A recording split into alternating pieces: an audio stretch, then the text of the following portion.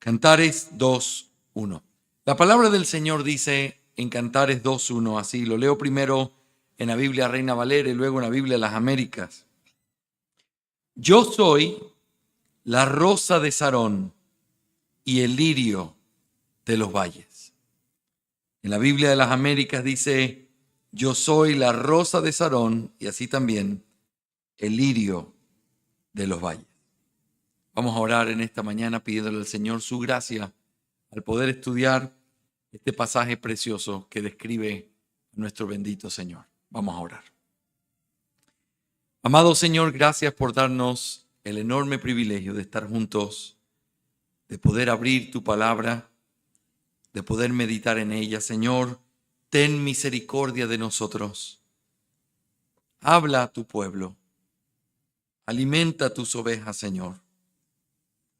Y te ruego también que puedas traer salvación a aquellos que hoy todavía no te conocen. Te lo suplico en el nombre de Cristo Jesús. Amén y amén.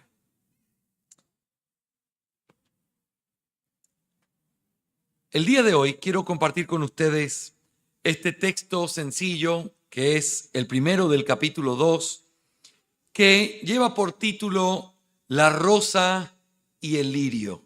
Eso es lo que podemos decir con respecto a este texto como título, La rosa y el lirio.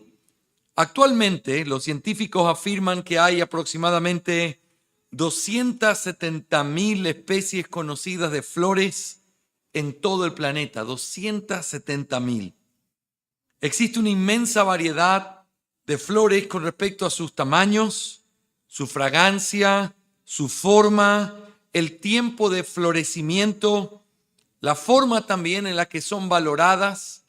Algo muy interesante que leí esta mañana era que los tulipanes en el siglo XVII en Inglaterra y en otros países, sobre todo en los Países Bajos, eran usados incluso como monedas de cambio o como algo para hacer trueque debido al valor que tenían. A veces los tulipanes podían costar más que el oro. Es interesante cómo los tiempos cambian, pero sin duda las flores son y han sido una parte importante de la historia de los hombres. Las flores también han servido para describir las cosas más bonitas y hermosas que hay en la tierra. Cuando uno habla de una cama de flores o habla de algo que ha sido todo flores, está tratando de demostrar algo al decirlo así, porque las flores connotan cosas importantes en la vida de los hombres. Una casa llena de flores es una casa sinónimo de mucha alegría, de vida. El otro día, no voy a decir dónde, pero me invitaron a tomarme un café después del culto de oración. Y en esa casa preciosa estaba llena de flores. Qué lindas se ven las flores en la vida nuestra, y las flores sin duda muestran cosas muy importantes. Y el pasaje que vamos a estudiar esta mañana habla precisamente de dos tipos de flores, la rosa y el lirio, y sirven como una descripción muy preciosa para hablarnos de alguien en esta mañana y en el cual vamos a tener que meditar y pensar. Pero antes de mostrarte nuestro sencillo bosquejo de esta mañana, al considerar este primer pasaje de Cantares capítulo 2, quiero dar un pequeño recorrido breve sobre lo que es este capítulo 2. Nosotros, en nuestro último sermón de Cantares, que fue ya hace más de un mes, cerramos el capítulo 1 después de 15 sermones meditando en las preciosas verdades que aparecían aquí. El capítulo 2 es un capítulo que lo estamos empezando con este texto donde hay esta descripción: yo soy la rosa de Sarón y el lirio de los valles.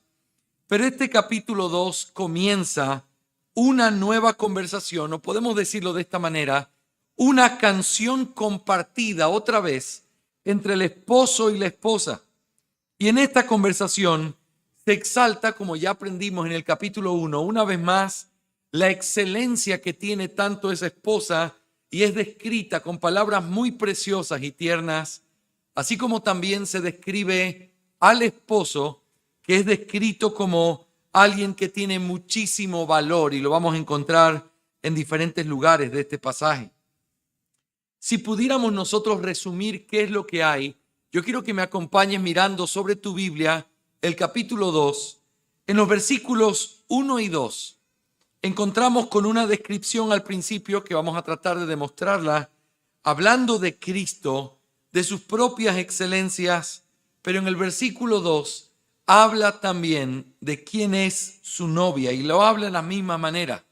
Él dice, yo soy el lirio, pero luego dice, y tú eres el lirio creciendo entre espinas. Utiliza la misma descripción. Luego ella alaba y elogia a su amado por encima de todos los demás en los versículos 3 al 6. Y vemos cómo ella relata las pruebas claras del amor que tiene hacia él, la comunión que tiene con él en su casa y también la forma en la que el amor de él la venció. En el versículo 7, él o ella dan una orden a las hijas de Jerusalén de que no perturben a su amado o a su amada mientras descansan o mientras duermen. Y cuando lleguemos a ese pasaje vamos a descubrir algunas cosas muy preciosas. En el versículo 8 y 9, nosotros vemos cómo la novia relata cómo oyó la voz de su novio y tuvo una visión de él en las colinas y las montañas a cierta distancia, pero luego lo escuchó más cerca, detrás de su pared y a través de esas celosías o cortinas. Luego en el versículo 10 al 13 se expresan las mismas palabras que él le dice a ella y le hace una llamada para que se fuera con él, haciendo uso del argumento de la temporada del año y también algunos signos que son preciosamente descritos en estos versículos. Luego en el versículo 14 y 15 le pide que salga de su soledad para que él pueda gozar de su compañía, cuyo semblante y voz le eran tan agradables, y le da un encargo a su novia y a los amigos de su novia para que se apoderen de aquellos que eran dañinos y perjudiciales para la propiedad que él disfrutaba con ella. Y finalmente en los versículos 16 y 17 termina el capítulo expresando la fe y el interés que tiene la esposa en el esposo y con una petición de que se acerque pronto a ella y que continúe estando con ella. Hermanos amados y amigos que nos visitan en esta mañana, qué importante es pensar en el contenido maravilloso que se describe en este capítulo.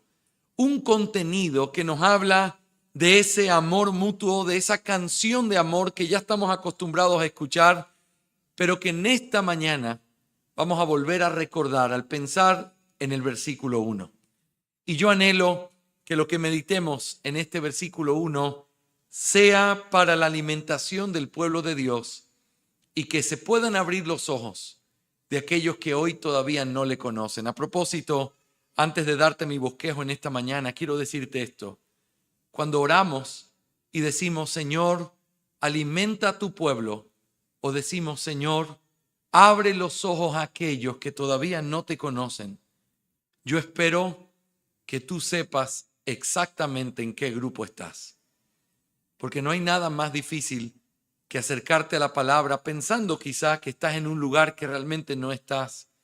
Y es bueno abrir tu alma y decir, Señor, quizás yo soy uno de esos por los que estamos orando que todavía no te conozco. Abre mis ojos si es así. Permíteme conocerte. Enséñame tu amor a través de este texto. Y si tú eres parte de las ovejas de Cristo, yo quiero y clamo al Señor que mientras hablo estas palabras preciosas que están en este texto, tu alma sea alimentada y el Señor te dé lo que necesitas escuchar en esta mañana. El bosquejo que quiero compartir contigo consta de 3 preguntas muy sencillas que le vamos a hacer a este versículo 1. La primera pregunta es, ¿quién dice estas palabras? ¿Quién dice estas palabras? ¿De quién se están diciendo? Hemos dicho que aquí hay una canción de amor que está entreconectada entre la esposa, a veces habla y a veces habla el esposo. ¿Quién está hablando en esta ocasión? ¿Quién dice, yo soy la rosa de Sarón? Y vamos a meditar en esa pregunta para tratar de encontrar una respuesta satisfactoria que nos ayude a meditar correctamente en este pasaje. En segundo lugar, la segunda pregunta y segundo punto de nuestro sermón será: ¿qué significan estas palabras? Uno de los grandes desafíos que tenemos en el Cantar de los Cantares es que es un libro poético. Y al tener poesía, necesitamos meditar qué quiere decir esas palabras. Se habla de una rosa, se habla de un lirio, pero qué y cómo eso debería afectar nuestra manera de entender de quién hablan. Y en tercer lugar y último, vamos a preguntarnos: ¿qué demandan estas palabras? ¿Qué es lo que demandan estas palabras? Así que, ¿qué dicen estas palabras o quién las dice? ¿Qué significan y qué demandan estas palabras? En primer lugar, en esta mañana, considera conmigo la preciosa descripción que se hace aquí, pero tenemos que hacernos necesariamente la pregunta: ¿quién dice estas palabras? Estas palabras, al aparecer al principio de nuestro pasaje, presentan la dificultad de que no es fácil precisar a primera vista quién las está diciendo. Cuando ustedes leen comentarios que otros hombres escribieron sobre el Cantar de los Cantares, hay algunos que han dicho que estas palabras son realmente dichas por la esposa, porque ¿a quién más le calzarían las palabras soy la rosa de Sarón? Pareciera, y vuelvo a repetir, a primera vista, que es una descripción femenina. Pero vamos a mirar también, y voy a tratar de demostrar, que la gran mayoría de comentaristas y cómo se ha entendido en la historia, y creo por una verdadera conexión con el pasaje bíblico, este pasaje no es una descripción de la esposa, sino que es el esposo mismo quien está declarando lo que él es a través de estas palabras. Y aunque esto pudiera ser llamativo, es la forma en la que muchos lo han entendido y creo que nosotros debemos entenderlo también en esta mañana. Así que yo quiero que me permitas darte algunos argumentos, son 5, de por qué el esposo es quien necesariamente es quien está diciendo estas palabras.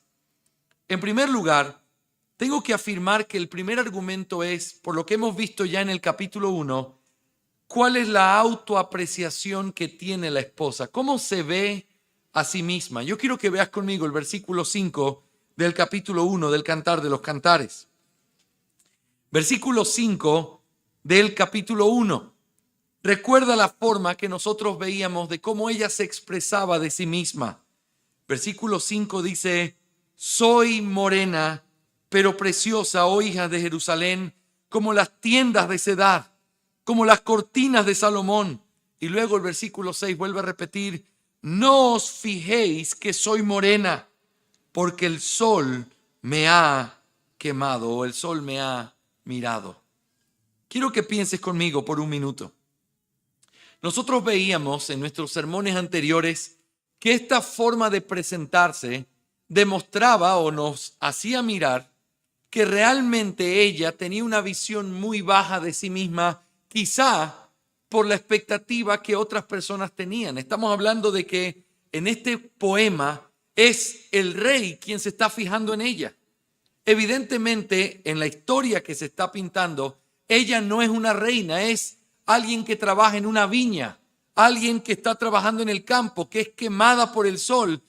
Y pareciera, como veíamos hace algunas semanas atrás, que se estuviera diciendo, como ese cuchicheo que a veces hay cuando se está generando algún tipo de controversia, quizás las doncellas de Jerusalén o quizás los que podían mirar eso, ¿cómo puede ser que el rey la haya mirado? ¿Acaso ella no se da cuenta cómo es? ¿Acaso ella no se da cuenta que el color de su piel ha sido quemado por el sol? Ella no tiene nada que ofrecerle a él. Todo ese tipo de comentarios pareciera que está en su mente cuando ella afirma así: yo sé que soy morena, yo sé que el sol me ha quemado, pero no repares en eso, porque ella va a decir también que a pesar de que ella sabe lo que es, el rey la miró y el rey la ve como alguien codiciable y como alguien hermosa.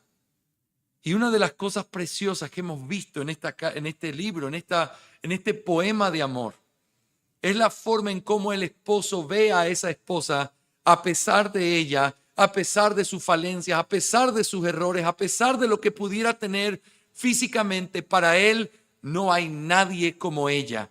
La visión que él tiene de él es tan elevada que la ve hermosa y la ve como única delante de sus ojos. Así que ese primer argumento que nosotros hemos estado ya mirando y hemos contemplado en nuestro análisis de Cantares, es lo primero que tiene que venir a nuestra mente. ¿Cómo puede ella decir, yo soy la rosa de Sarón y el lirio de los valles?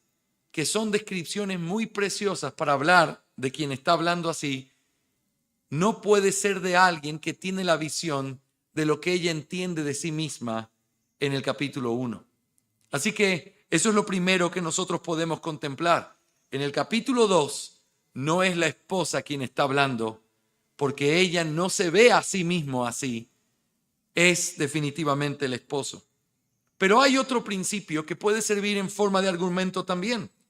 No solamente por la autoapreciación que tiene la esposa de sí misma, sino también por un principio ético de la palabra. Escúchenme con muchísima atención.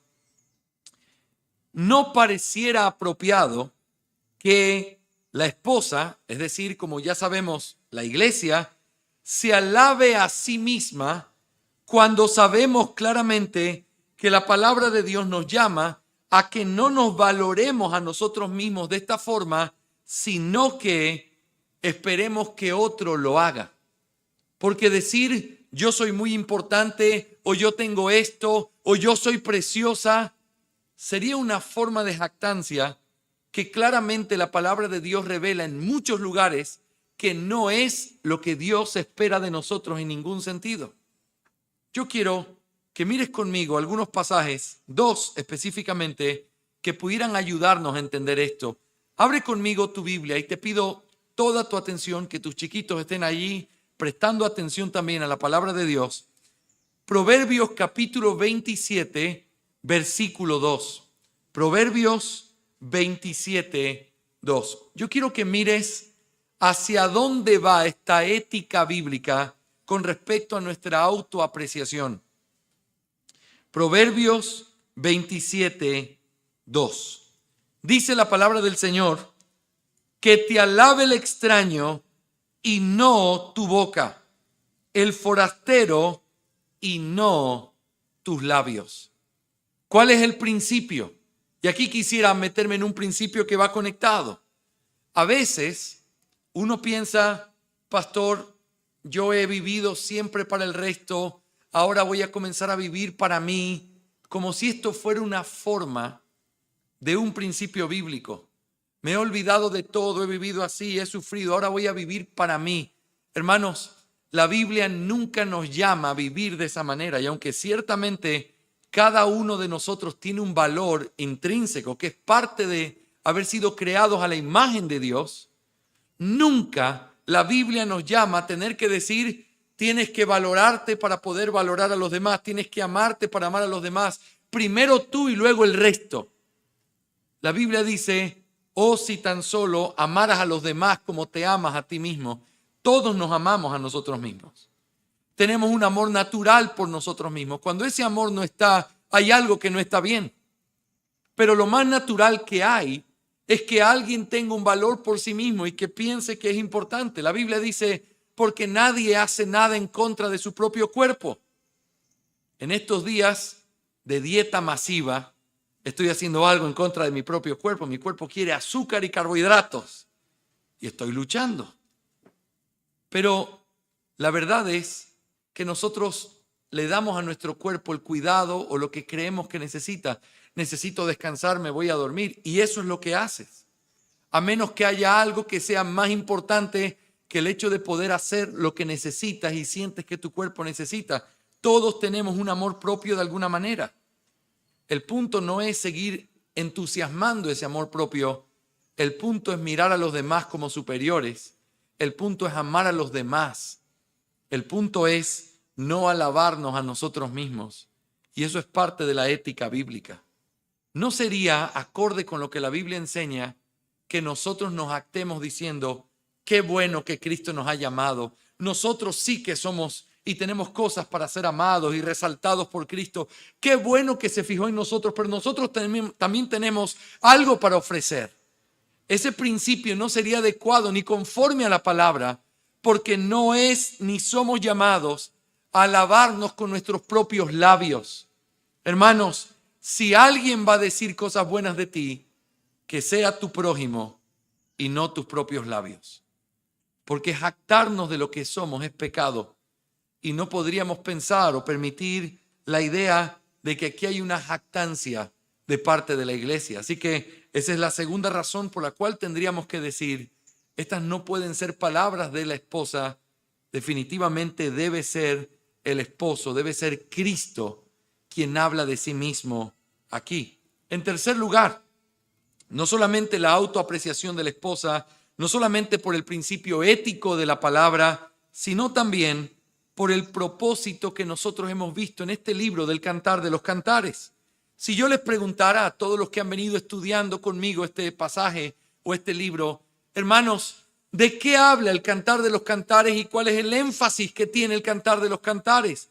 La respuesta debería ser, el Cantar de los Cantares exalta la gloria y la excelencia del amor de Cristo y la gran misericordia y la gracia con la que Él ha querido amar a su pueblo.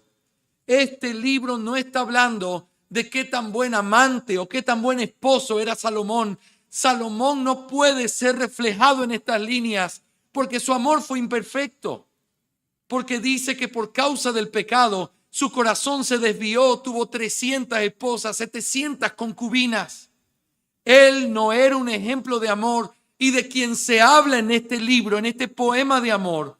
Es alguien que es admirable. Es alguien que podemos mirar y decir, ¡qué amor tan sublime! Este libro habla de Cristo. Este libro habla de su amor por su pueblo.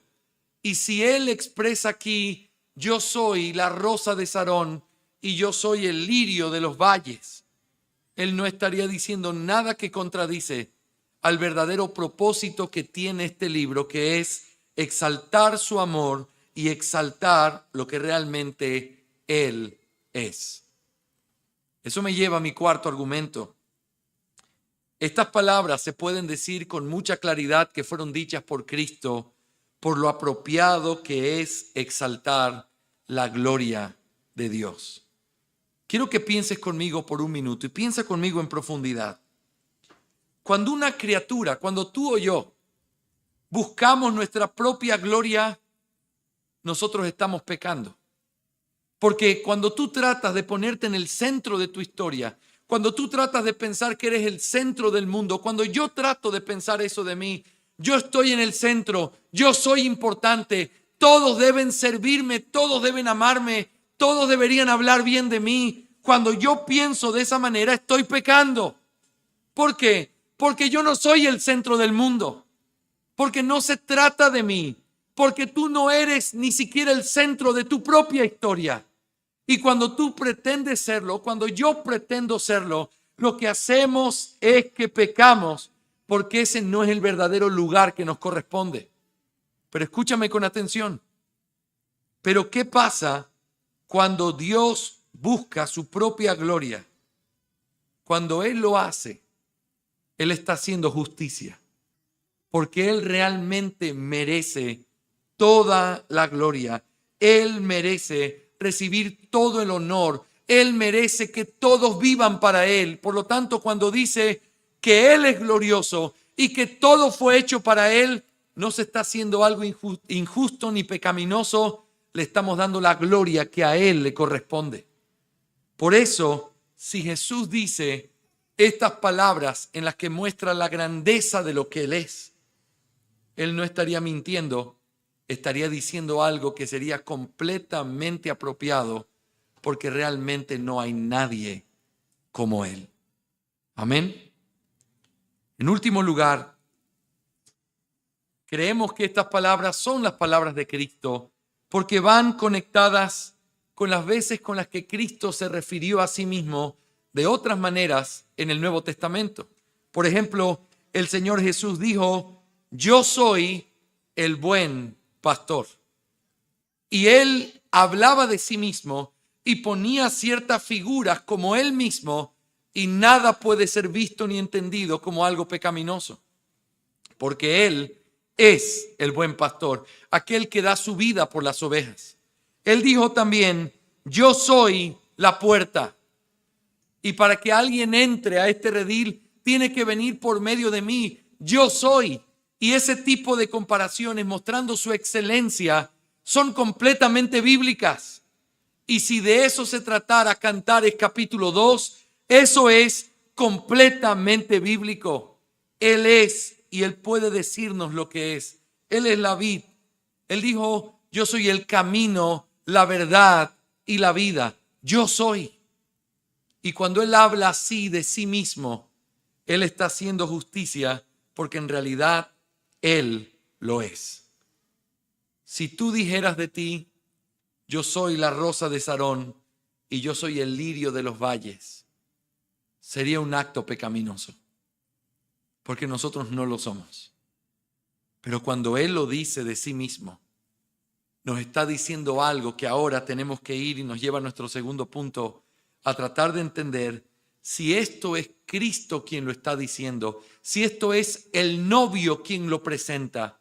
Entonces, ¿qué es lo que significan estas palabras? Y eso nos lleva entonces a meternos en la figura que se está usando de forma poética para poder edificar nuestras almas. Y yo te ruego que tu alma y tu corazón estén completamente eclipsados, conectados con lo que ahora vamos a decir. Es el Señor quien lo dice, pero ¿qué es lo que significa esto? El Señor se describe a sí mismo con dos imágenes preciosas que aparecen aquí, las cuales tienen que ver con el mundo de las flores. La primera expresión que usa es, yo soy la rosa de Sarón. Y la segunda expresión es, yo soy el lirio de los valles. En primer lugar, consideremos esta primera figura. Yo soy la rosa de Sarón. La rosa es una flor que tiene un lugar muy preeminente, importante entre las flores. Y desde siempre la rosa ha estado relacionada con el amor, ¿sí o no? ¿Qué es lo que regalaste el 14 de febrero? Espero a tu esposo o a tu esposa ese día. Rosas de amor. Bueno, yo no le di eso, pero yo me la llevé a París. Así que, a París chiquito, así que.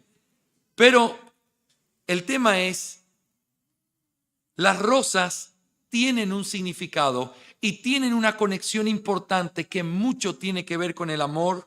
Y de hecho, alguien podría decir, pastor, yo entiendo eso, pero ¿cómo podemos conectar eso con Jesús cuando Él es el Rey soberano? Cuando Él es aquel que precisamente se ha presentado y se ha mostrado como el Rey y soberano sobre todas las cosas. Bueno, interesantemente, aún en la historia, la rosa ha tenido que ver no solamente con el amor, sino también con el hecho de los reinados y las monarquías. Esto es bien importante entenderlo. Por ejemplo, hay una famosa guerra en la historia de Inglaterra llamada la Guerra de las Rosas, que fue desde el año 1455 hasta el año 1487. Y lo que pasó aquí es que había una especie de conflicto en la parte del linaje, una guerra famosa entre los de la casa de York y los de la casa de Lancaster. Y en esa guerra se llamó la Guerra de las Rosas. ¿Y por qué? Porque el emblema que mostraba cada una de estas familias reales era una rosa blanca y una rosa roja.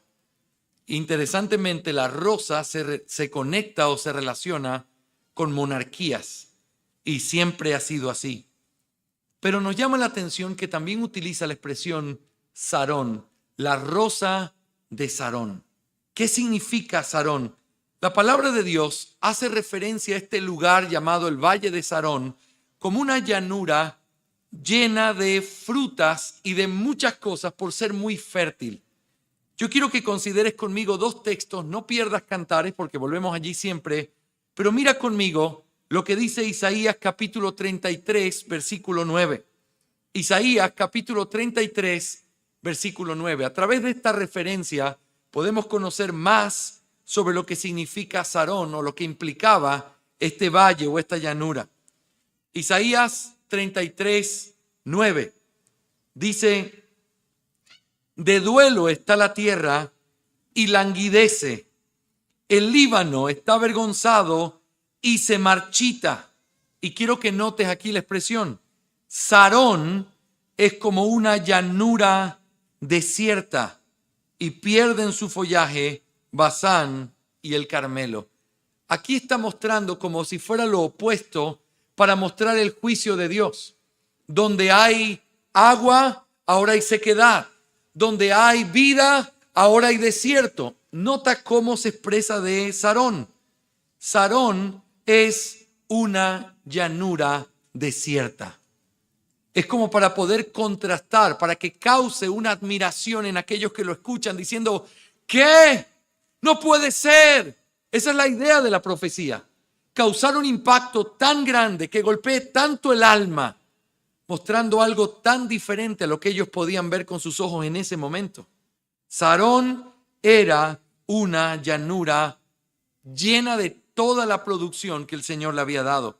Mira conmigo unas páginas más adelante en Isaías capítulo 35, versículos 1 y 2.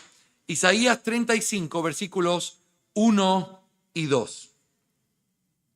Dice allí: el desierto y el yermo se alegrarán, y se regocijará el Arabá y florecerá como el azafrán, florecerá copiosamente y se regocijará en gran manera y gritará de júbilo. La gloria del Líbano le será dada. Y nota ahora, la majestad del Carmelo y de Sarón. Ellos verán la gloria del Señor, la majestad de nuestro Dios. Otra vez en forma de profecía, pero ahora tomando aquello que podría mostrar la gloria que ya hay, dice, así como eso, así será cuando el Señor cumpla su promesa. ¿Y qué es lo que toma? Por un lado, dice que florecerá de gran manera, como si fuera diferentes lugares de la tierra.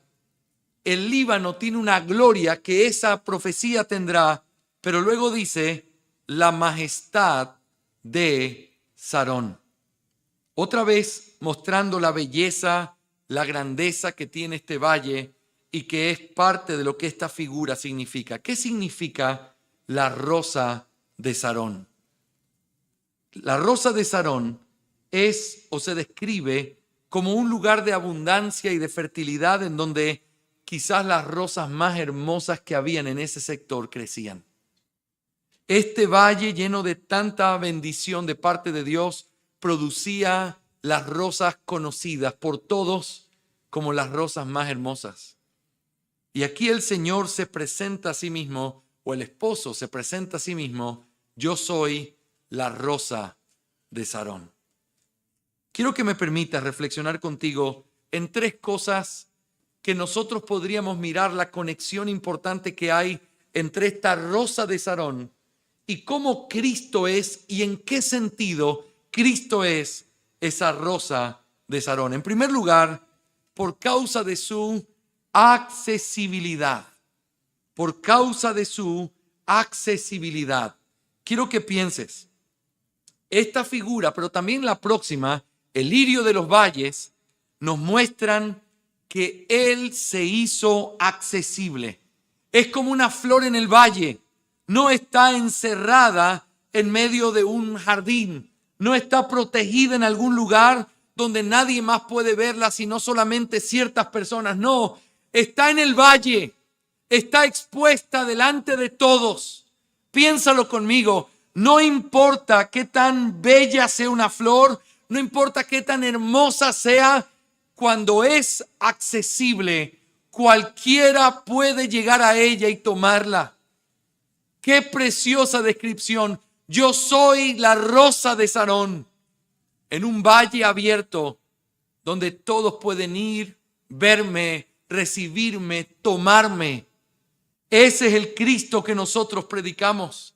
Es un Cristo que se hizo accesible. Es un mediador que vino y se hizo hombre para que todos los hombres tuvieran acceso a Él.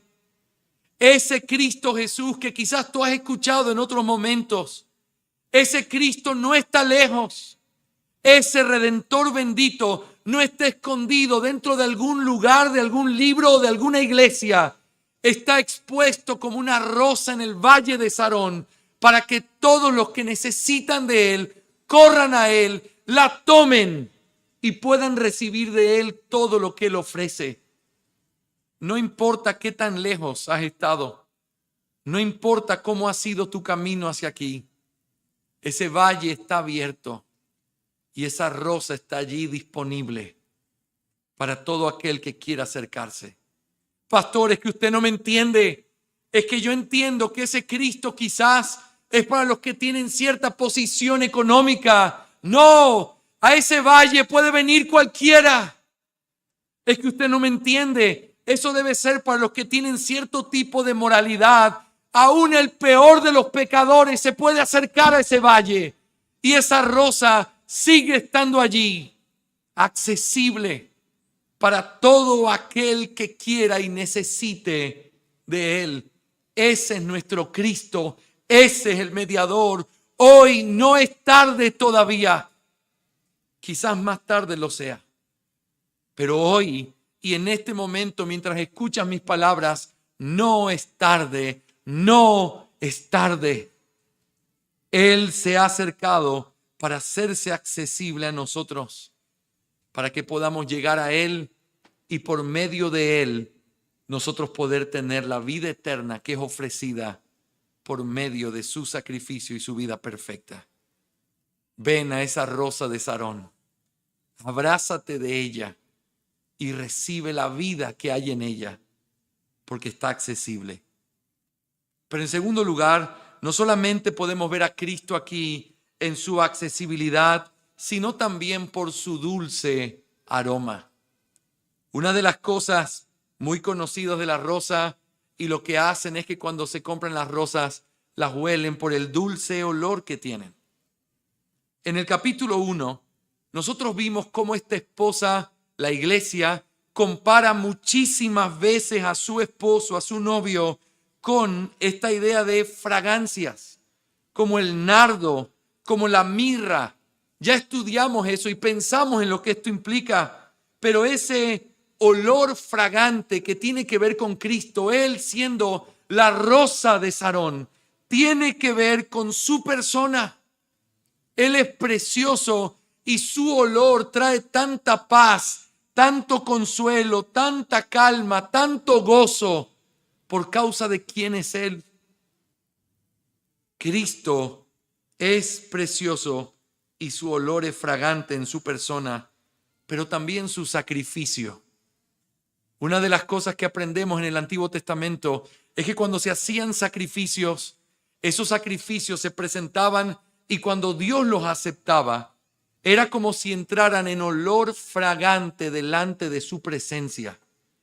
Ese incienso que se prendía para poder estar en el lugar santo y que los sacerdotes olían todo el tiempo, era un recordatorio de que así es como Él recibe los sacrificios.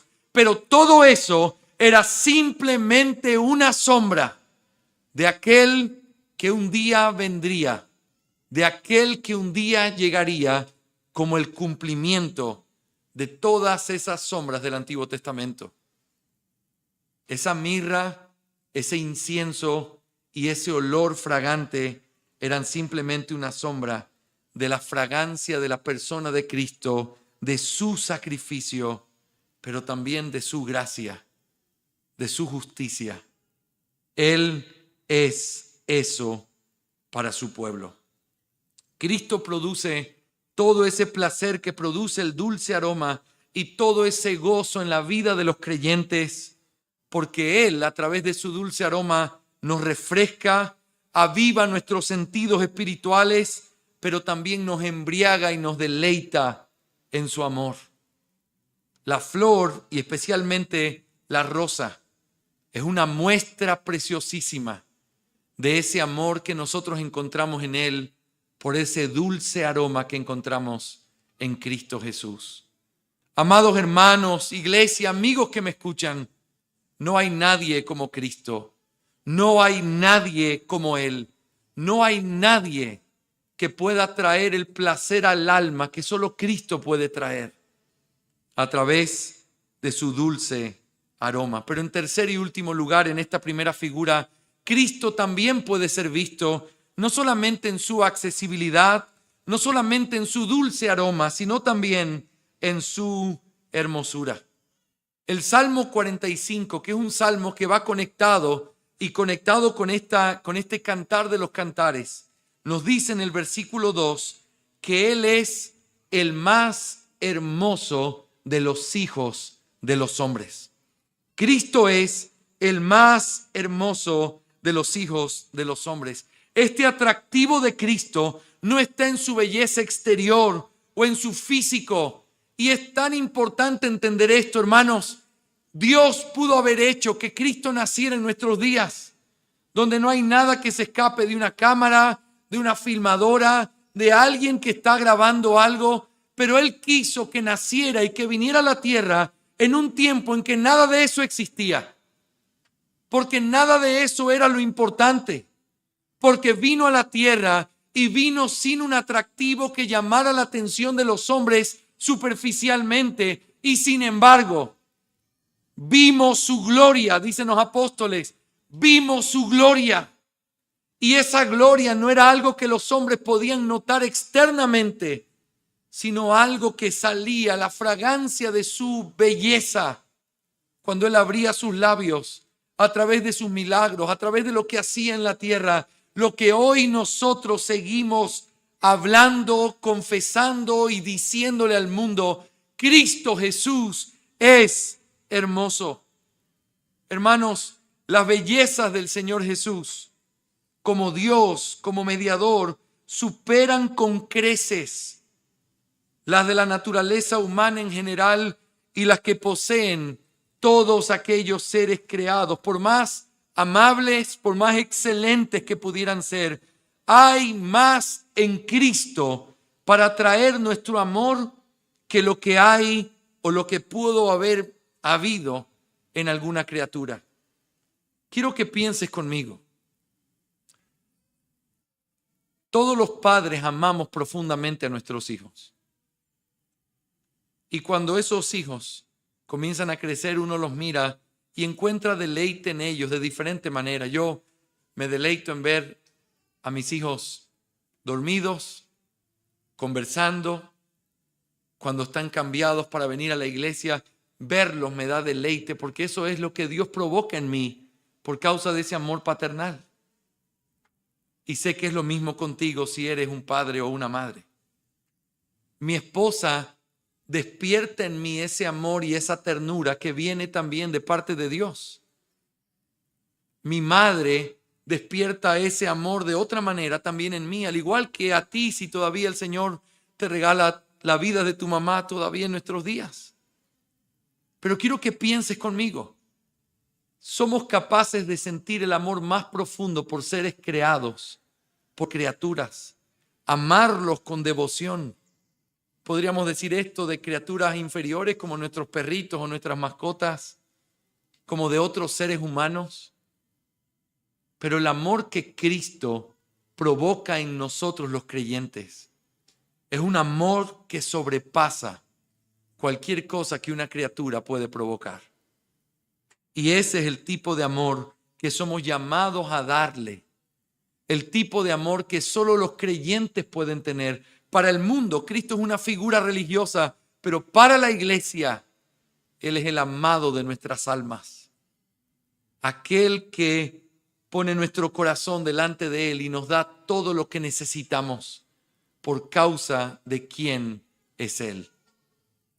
Cristo es la rosa de Sarón, una expresión que demuestra el hecho de que Él es accesible, que puede ser comparado por la fragancia de lo que Él es, pero también por la hermosura.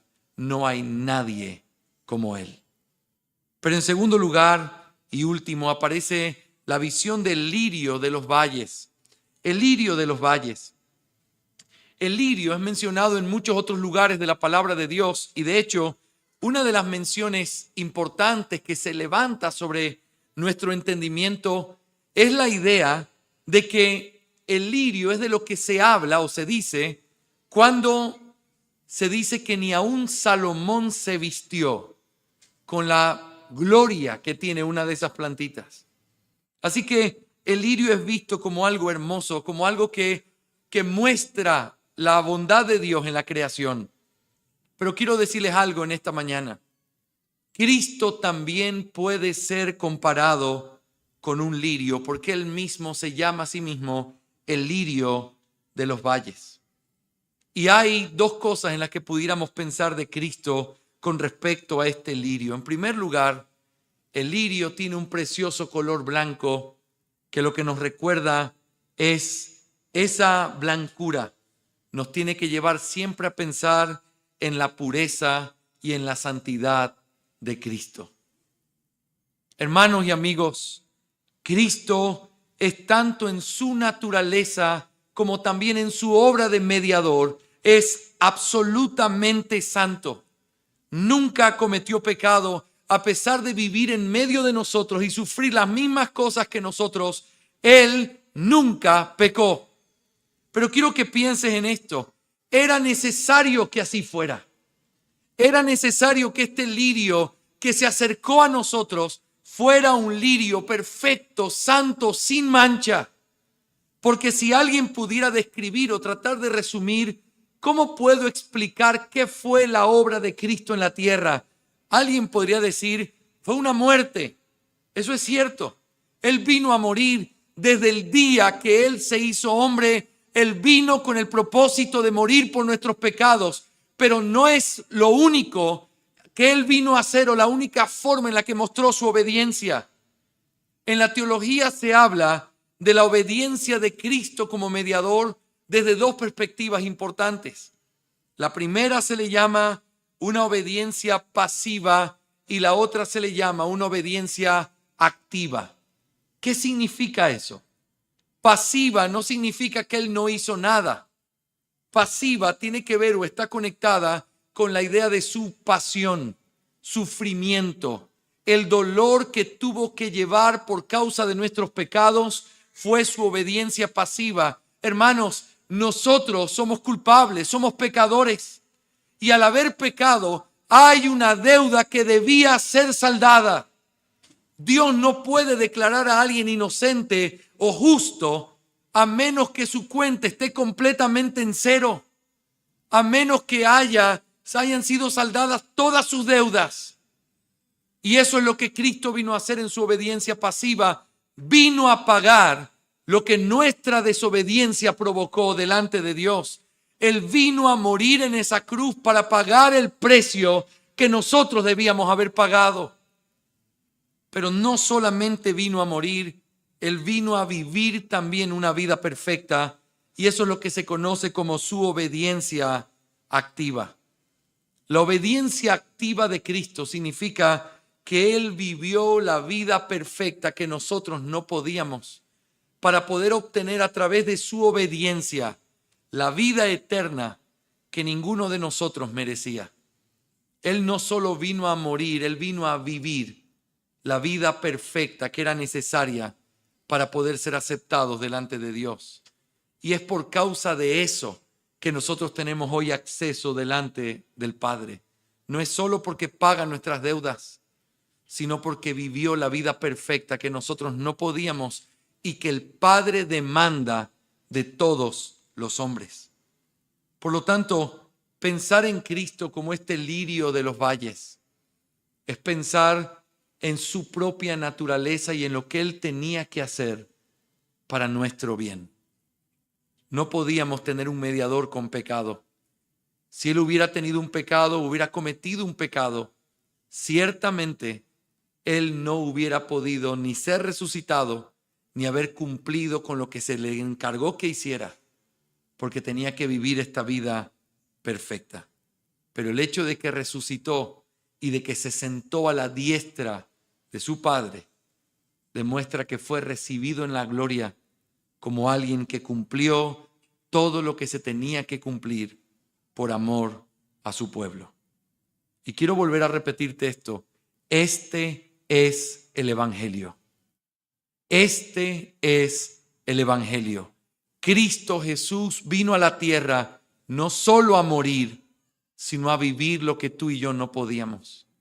Y lo vino a hacer por amor y por su gracia derramada al hacerse hombre y morir y vivir por nosotros.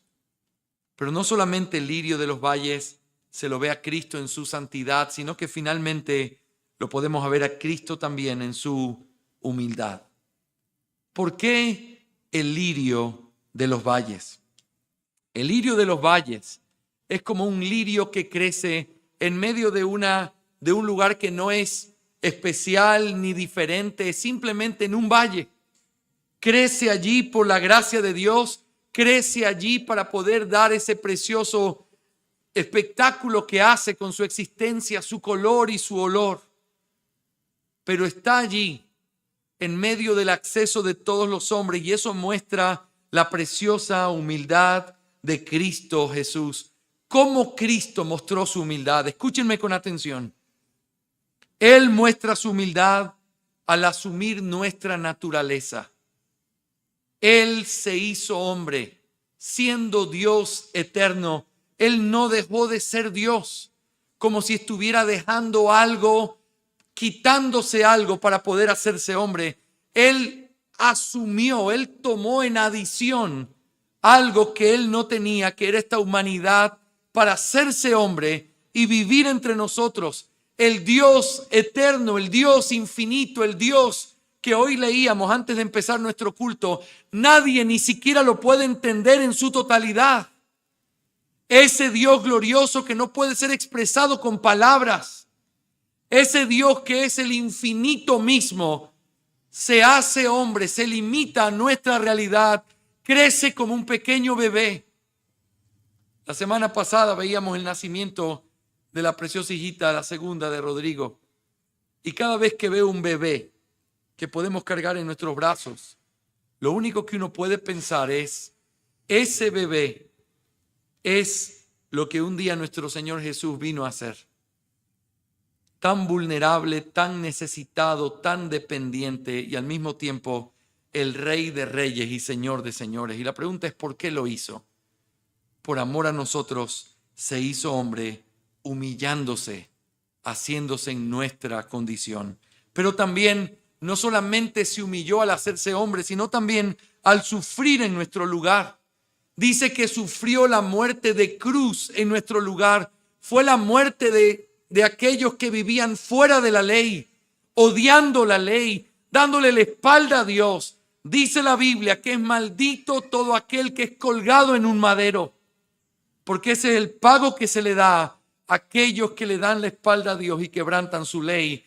Y por nosotros se hizo maldición, por nosotros se hizo maldito, para que nosotros podamos ser ahora hijos benditos de Dios por medio de ese sacrificio. Toda su vida fue una serie continua de humillación y de humildad, y la muerte fue la máxima expresión de cómo se humilló por nosotros. Él es el lirio de los valles. En nuestro catecismo bautista, en la pregunta 30, dice, ¿en qué consistió la humillación de Cristo? Y responde, la humillación de Cristo consistió en haber nacido y haberlo hecho en una humilde condición, nacido bajo la ley, sufriendo las miserias de esta vida, la ira de Dios y la maldita muerte de la cruz, en haber sido sepultado y haber permanecido bajo el poder de la muerte por un tiempo. Todo eso es una muestra de su humillación. El Señor se humilló por los pecadores, para que los pecadores podamos tener acceso de regreso al Padre. Cristo aquí en la tierra, dice un comentarista, no apareció como un cedro altivo, sino como un lirio humilde. Y eso no de montañas, sino de los valles. Es con las almas humildes que se deleita en morar, porque aunque Él es el alto y sublime en su naturaleza divina, sin embargo, condesciende a morar con los que son de un espíritu manso y humilde. Eso es lo que el Señor hizo. Y así es como Él se presenta. Yo soy la rosa de Sarón. Yo soy el lirio de los valles. Así que estas dos cosas bien importantes nos demuestran o nos enseñan que el Señor se acercó a nosotros y con una actitud condescendiente nos mostró su gran amor y su cercanía a nosotros. Quiero terminar en esta mañana. En tercer lugar, les había dicho que son 3 preguntas. Hemos visto en primer lugar, ¿quién dice estas palabras? Y hemos dicho, es Cristo, el esposo. En segundo lugar, hemos preguntado, ¿qué significan estas palabras? Y hemos visto 5 cosas que se pueden mostrar a través del hecho de decir que Él es la rosa de Sarón, pero también el lirio de los valles. Pero en último lugar, queremos preguntar, ¿qué es lo que demandan estas palabras? ¿Qué es lo que estas palabras piden de ti? Y quiero pedir su atención por estos últimos minutos para escuchar con mucha atención esto que tiene que ser nuestra aplicación práctica. Nosotros tenemos que entender en primer lugar que este es el santo remedio para nuestra lucha continua. Quiero que pienses por un minuto. Le pido a todos los chiquitos, hoy han estado un poquito inquietos, sobre todo aquí adelante, pero les voy a pedir que escuchen con mucha atención para poder cerrar este punto importante. ¿Cuál es el santo remedio de nuestra lucha continua? ¿Cuál es esa lucha? La lucha es que el mundo trata de eclipsar todo el tiempo lo que el Señor Jesucristo es para nosotros. Quiero que pienses por un minuto, escúchame con atención.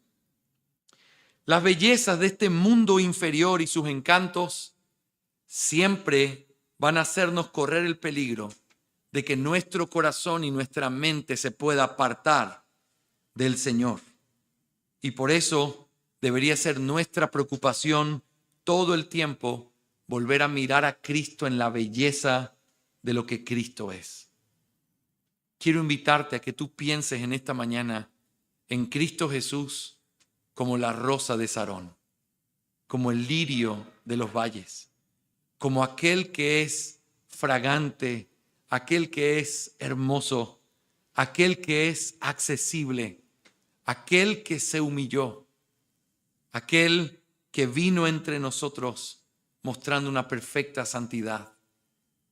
Cuando Cristo se vuelve ese cuadro hermoso en tu vida, lo que este mundo tiene para ofrecer realmente no es nada en comparación con lo que tenemos en Él.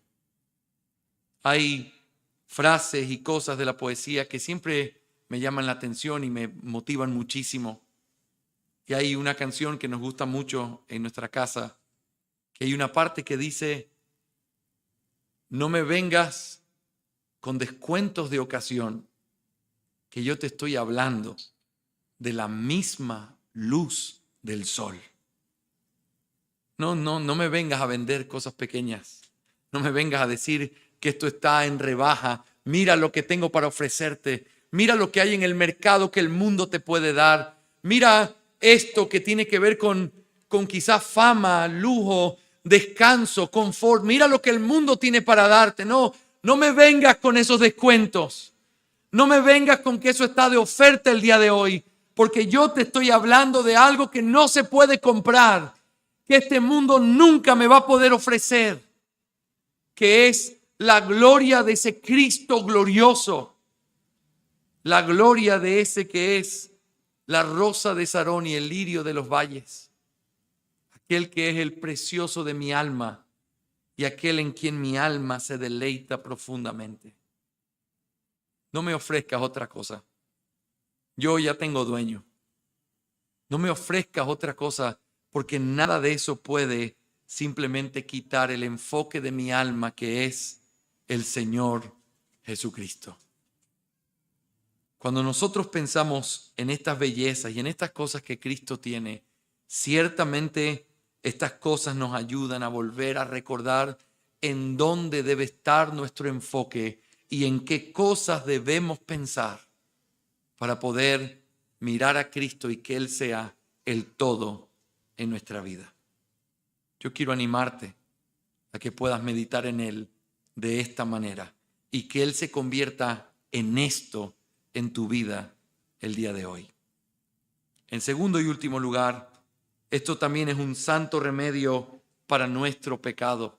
Cuando uno piensa en Cristo como la rosa de Sarón o como el lirio de los valles, inevitablemente tiene que pensar en que Él es el ejemplo supremo de lo que nosotros tenemos que ser. Y a veces, hermanos queridos, somos ofendidos con tanta facilidad, sentimos tanto rencor en el corazón, es tan difícil poder perdonar porque sentimos que somos tan importantes. Pero aquel que es el único importante, aquel que es creador del cielo y de la tierra, se entregó por nosotros y se hizo como uno de nosotros sin importarle lo que Él era. Nosotros tenemos que seguir su ejemplo y vivir en esa preciosa humildad en la que Cristo vivió. Nosotros deberíamos aprender a amarnos el uno al otro, a perdonarnos cada vez que nos ofendemos, a mirar a los demás como superiores a nosotros mismos, aprender a saber que no somos el centro de nuestra vida ni de la vida de nadie, sino que vivimos para servir a los demás, para amarlos de la manera correcta, para poder ser una bendición en sus vidas. Todos aquellos que inviertan su vida para ellos mismos, la están perdiendo. Y eso no es la marca distintiva del verdadero cristianismo. Los cristianos vivimos para amar a los demás, para poder servir a los demás y para poder honrarlos poniendo a los demás en un lugar superior al nuestro. No pienses qué es lo que los otros no hacen por ti. Piensa en todas las responsabilidades y el privilegio que tú puedes tener de poder servir de la manera correcta. Pero también con respecto a la santidad, porque Él es nuestro ejemplo no solo en humildad, sino también en santidad. ¿Para qué el Señor vivió como vivió? Sí, para salvarnos de nuestros pecados, para llevarnos de regreso a Dios, pero también vivió como vivió para que nosotros supiéramos que como hombres, con el poder del Espíritu y en dependencia del Padre, podemos vivir honrándole toda nuestra vida, así como Él lo hizo. Él es nuestro ejemplo. Él es la rosa de Sarón. Él es el lirio de los valles. Si tú no has tenido acceso a ese valle, si no has abrazado y no has percibido el fragante aroma de esa rosa, yo te animo que hoy puedas venir delante de Él. Porque si no vas, no es porque no era para ti o no es porque no estuviera disponible para ti, es porque no quisiste ir. Y estas palabras van a testificar en tu contra en el día del juicio final. Yo sí escuché lo que Cristo era, pero no quise ir. Es todo lo que vamos a poder decir en aquel día. Pero si hoy escuchas su voz, no importa quién seas, no importa cuáles sean tus pecados o qué tan grande crees que es tu maldad, nada es más profundo que el amor que Dios entregó en esa cruz a través de enviar a su Hijo para derramar su sangre y perdonar los pecados de todos aquellos que crean y se arrepientan. Vamos a orar en esta mañana pidiéndole al Señor que en su gracia estas palabras den mucho fruto en nuestras vidas para su gloria. Vamos a orar. Les invito a todos a inclinar su cabeza y cerrar sus ojos. Amado Señor, gracias por la oportunidad que nos das de mirar a Cristo Jesús de esta manera, como la rosa de Sarón, como el lirio de los valles. Señor, te alabo por nuestro bendito Redentor. Te pido que todo esto que hemos aprendido mueva nuestros corazones para amarlo de la manera correcta, para que nuestro corazón esté anclado sólidamente solo en Él. Y te pido, Señor, por tu gran misericordia, que puedas salvar a aquellos que hoy todavía no te conocen. Que Cristo sea visto y publicado delante de sus ojos en la gloria de su majestad, para que corriendo a Él vengan en arrepentimiento y fe. Gracias por tu palabra, Señor. Trae fruto en nuestras vidas, te lo suplico, en el nombre de Jesús. Amén y amén.